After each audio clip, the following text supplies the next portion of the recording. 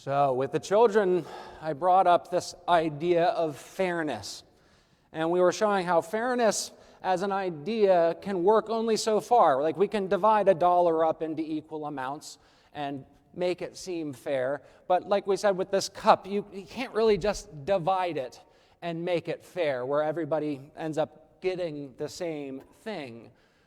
Fairness doesn't always work that way. It might be something that we strive to be fair, but there are times where fairness might get in the way of what is good. And this is the challenge with this commandment, is to be able to recognize the difference between what is fair, because we can use fairness to say, well, it's not fair for me, so I need to make sure I get mine. It's only fair. Versus what is good? What's really good? And that's a line that we have to decide for ourselves. I remember growing up with my older brothers and my older sisters, and I had 2 of each, and being the 5th, and then I had the little sister there below me. There were a lot of times where I could look at what my parents did with my older brothers and go, yeah, but you didn't ground my Will and Levi like this. This just isn't fair. They did this and they only got a day. You're grounding me for 2 weeks? This isn't fair. And what do you think my mom's words were to me? I think every parent's used them. Life isn't fair. It's terrible. I wanted fairness. I strove for fairness, and I wouldn't stop short of fairness. And that made me angry and resentful. And it's the way teenage years often are when we feel like things aren't fair. They aren't going the way that they should be because I deserve better than this. See, here's an easy comparison to show I deserve it, right? There's my brothers. They did the same thing. I'm getting a different result. The other thing my mom would often say is, yeah, well, you're not your brothers. Ouch. So my mom was distinguishing between what's good and what's fair. Sometimes we think equal punishment, equal time means exactly the same results. But with one kid, a punishment like that might actually make them rebel and do worse things. With another kid, it might actually make them stop doing that bad behavior. And only the parent is going to know. And so there's this extra layer or level of fairness that parents often have with their children. Well, they go, well, if I gave equal punishment or equal reward, it's really not fair because for Alan it means this, but for Will it means that. Is fairness really the most important thing there? Not quite sure. How to amend Alan's behavior, how to amend Will's behavior is really what's good. Has nothing to do with fairness. And yet we get caught up in fairness. But what does that have to do with coveting? Coveting and these last 2 commandments are different from the previous ones in that the previous commandments were more forbidding specific actions. Whereas these 2 commandments are trying to make us go deeper and look at our motivations.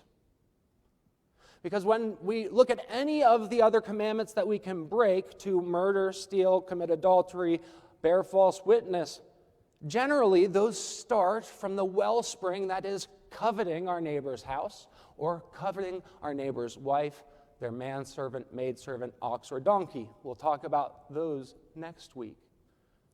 Coveting our neighbor's house is all about getting what is rightfully ours. The fairness doctrine is the way I like to think about it, because that's the way we want to make it work. We aren't going to go out there and say, I deserve more than everybody else because I'm me. Everybody else would look at that and go, well, who are you to deserve more than anyone else? So we put on this outward appearance. I'm just being fair. You get this much. You get that much.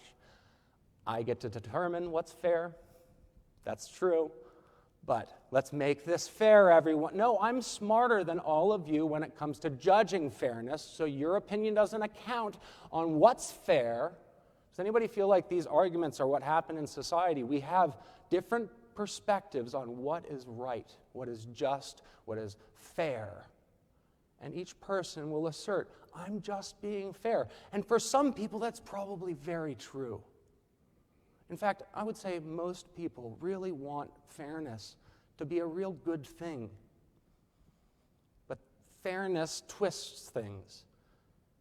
If we look into the writings about what would be a positive equivalent, and I'm just going to drop this out there as an Easter egg for you to go research on your own, look up the words common good in the heavenly doctrines for the new church. What are the things that we should be providing for in society? And you can look up the common good, and there's a list of things that really are what the Lord's looking for. But we look at it as fairness because it's a way to protect getting what is rightfully ours, what we deserve, at least in our minds.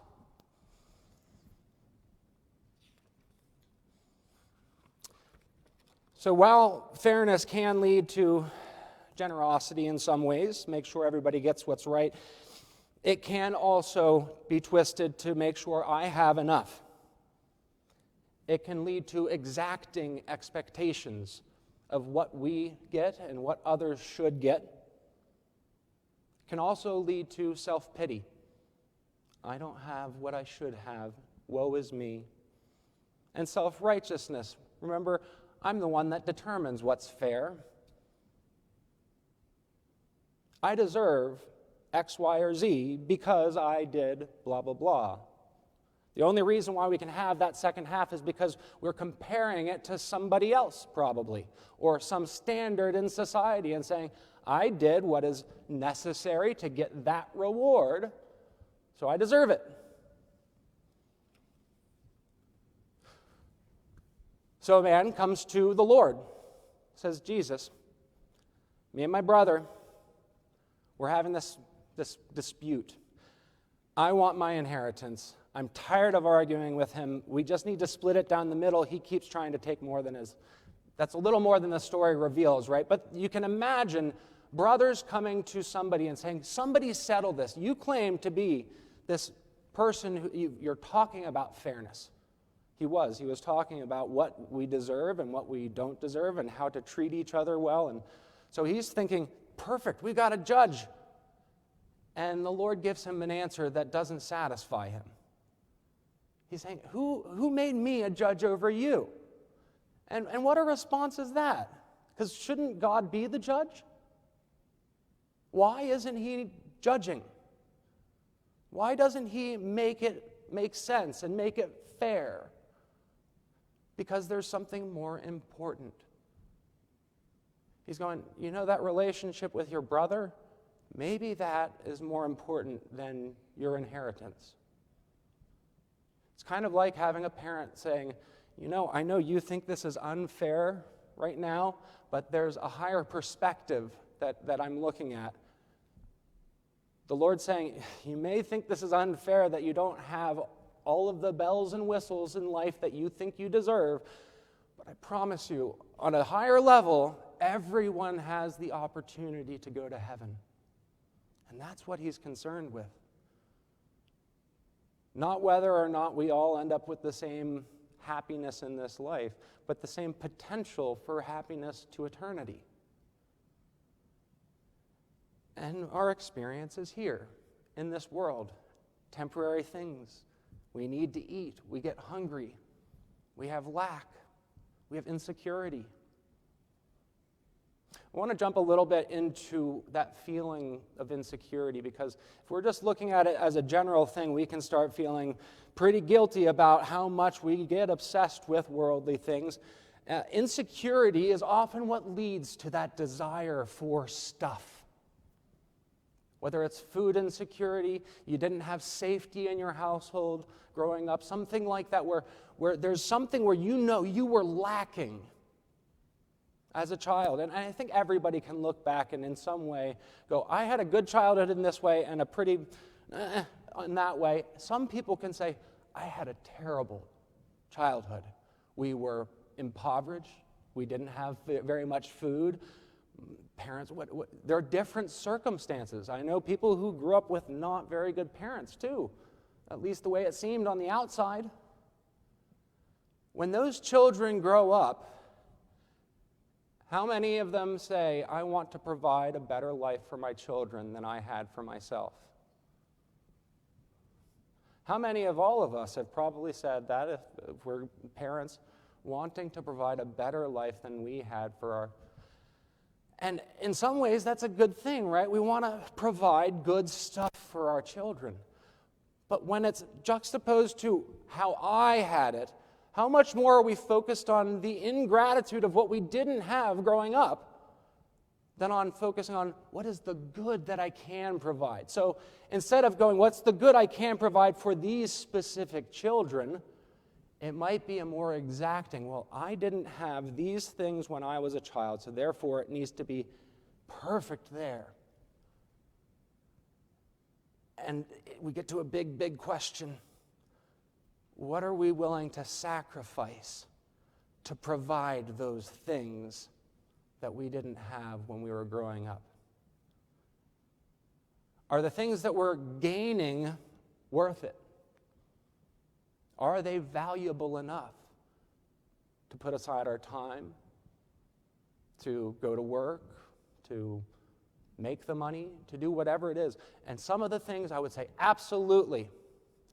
Love your children as much as you possibly can. If you felt like you were lacking in that love, that security, yes, make sure your children are getting those things, right? There is a part of this that is yes, and don't let it be from that state of insecurity. Because otherwise, it's just filling the hole that we have in ourselves. It's that covetousness. I deserve it. I want it. I don't want my children to have it. Isn't that still an extension of us in our children? It's a hard thing, and I know this is a tough subject, but how do we get out of that mindset of overcoming those things that we didn't have to provide?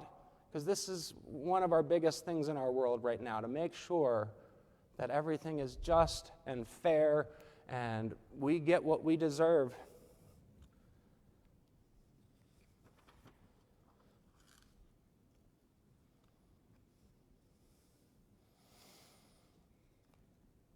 In some ways, this can come down to feeling like an escape room.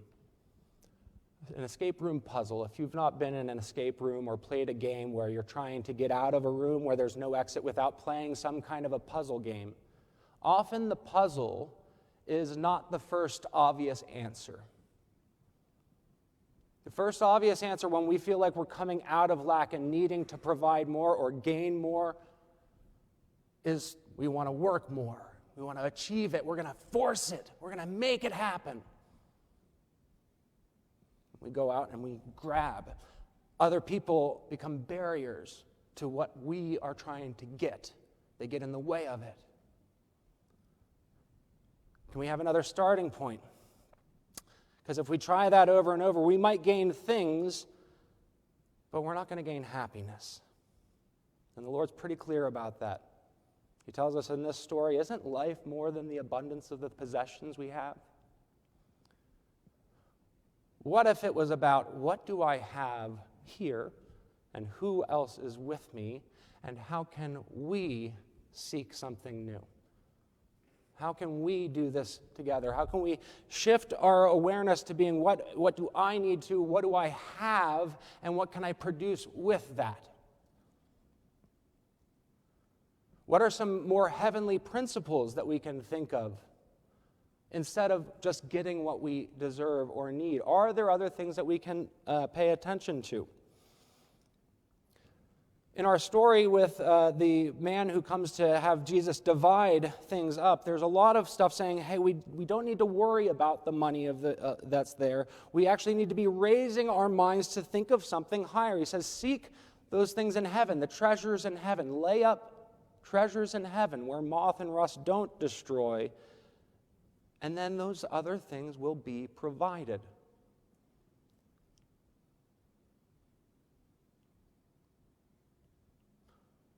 The real solution to our escape room is to overlook the decoy that I need to get it for myself and seek first the kingdom of God and His righteousness. And this is really about priorities. Our reading from the Heavenly Doctrine said that the commandments about coveting have to do with our love of the world and our love of self. And if we look at our love of the world and the love of self, they are necessary in certain ways. We have to have means to live our lives.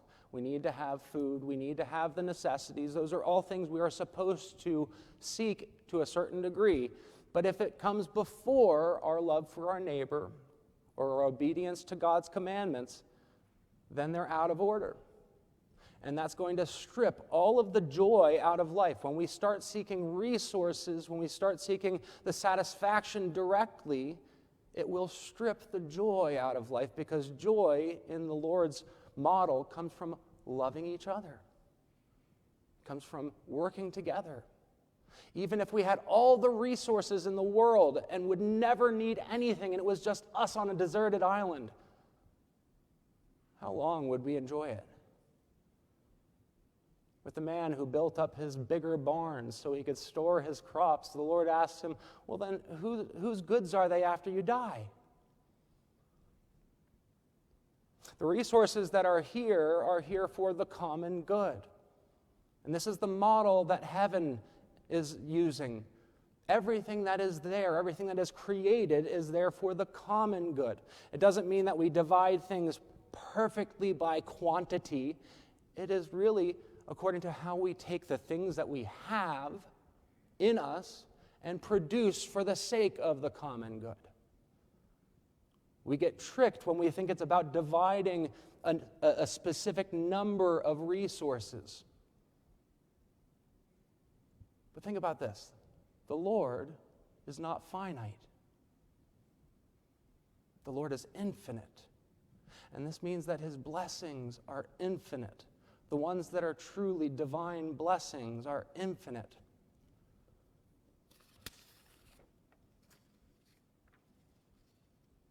Arcana Celestia 10:776 says, anyone giving the matter due consideration can see that high positions and wealth in the world are not the real divine blessings, even though the desire for them leads a person to call them such, but they are transient. And they also lead many astray, turning them away from heaven. But life in heaven and happiness there are the real blessings coming from God.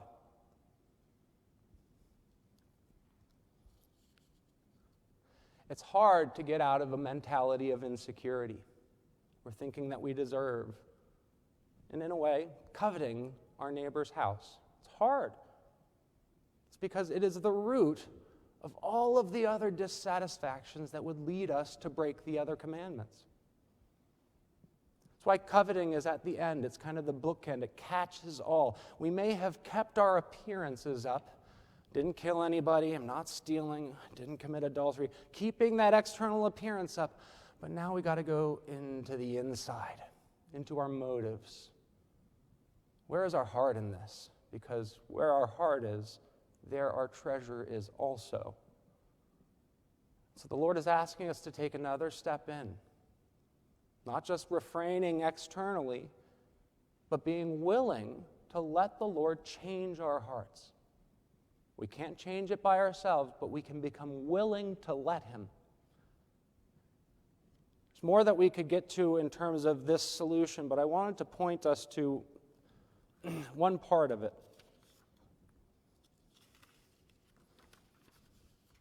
And this is the solution that comes up in the Lord's words.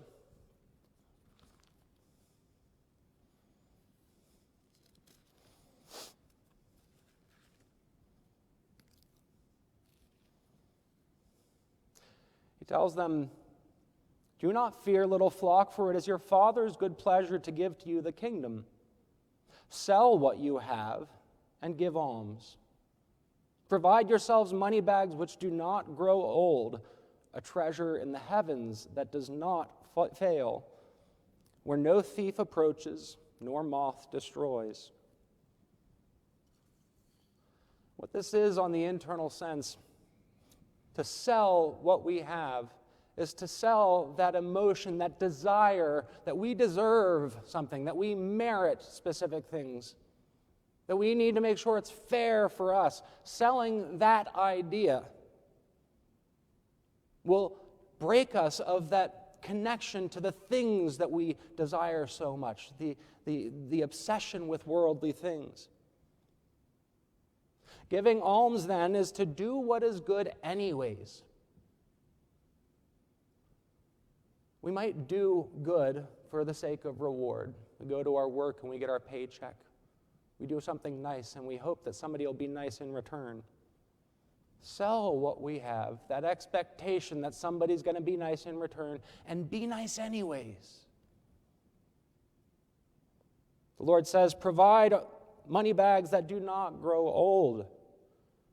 When we really are selling what we have in that way and giving alms, just really trying to act from that love for other people, the Lord fills us with spiritual treasure.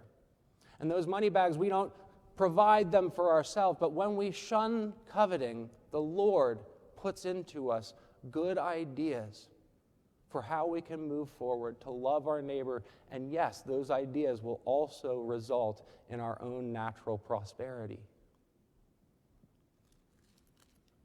It's a large commandment to go over. We're going to continue next week when we get into how does this fit in with the love of self. And we're going to get into more of those types of issues. This week, our focus is on letting go of those worldly obsessions and trying to focus more on our higher ones, making treasures in heaven, laying up those treasures in heaven, and meanwhile going inside and cleaning those emotions of deserving or merit or fairness. And hopefully we'll come back next week with some thoughts of how we can really get against this love of self as well. Please rise for a blessing.